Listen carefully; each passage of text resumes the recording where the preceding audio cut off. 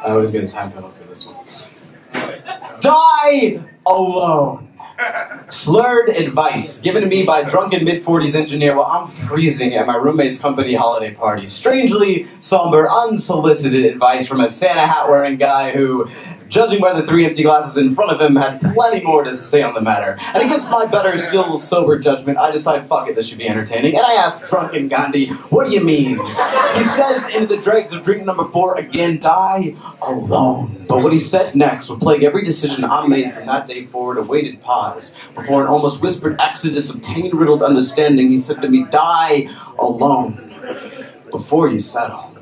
Never settle. Words probably printed on some inspiring bullshit poster hanging above your unmade bed at home. Never have these words rung home as much as they did coming from a man searching for a silver lining at the bottom of a cheap bar glass. Eyes that have seen too much of receiving too little, haunted by a failed marriage littered with warning signs. He said, you have fucking worth. But if you let someone else define the amount of it, you'll always be a glass of half-empty shitty whiskey, waiting like some accessory on The Price is Right for someone to guess what that worth might be. So you'll always be running, chasing some version of the future you can see coming but can't quite reach. Because you stopped to rest in a city called, well, at least I'm not alone anymore. Decided that it didn't quite fit for shit, but it'll do. You settled. You said you never would, but you settled. You shot for the moon so you could at least land among the stars, but the stars aren't the fucking moon.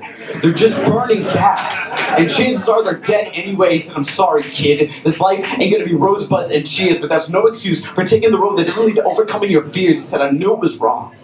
That we didn't fit together like Nintendo game cartridges and PlayStation disc slots weren't apples and oranges.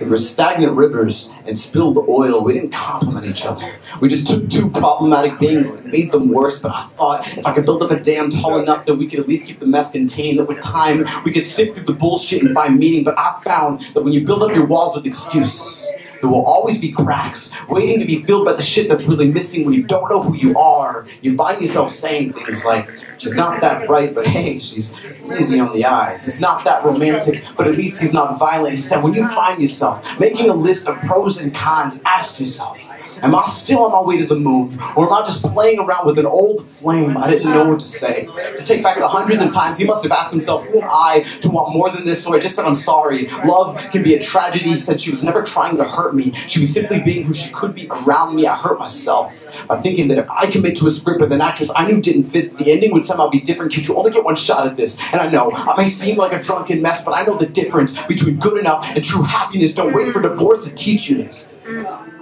You have worth, kid. You should find it for yourself. Otherwise, you wind up an exhausted engineer 40 years closer to the grave than when you started, fucking freezing your balls off at some shitty holiday party that's settled. But never settled. And I still didn't know what to say. So into the silence, I just said thanks. Can I get you another drink?